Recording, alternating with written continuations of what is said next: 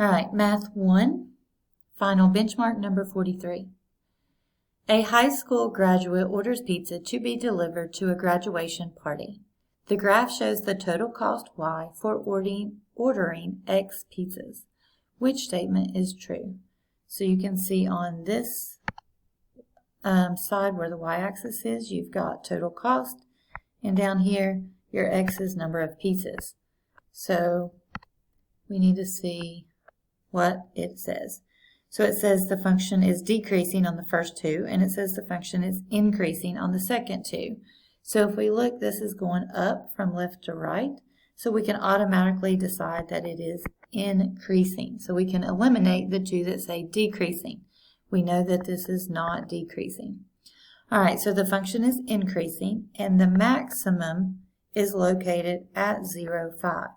And the next one says the minimum is located at 0, 5. So let's look at the graph. Here's 0, 5, and this is at the bottom of the graph. So if it's at the bottom of the graph, it's not the maximum, but the minimum. So the answer for number 43 is D.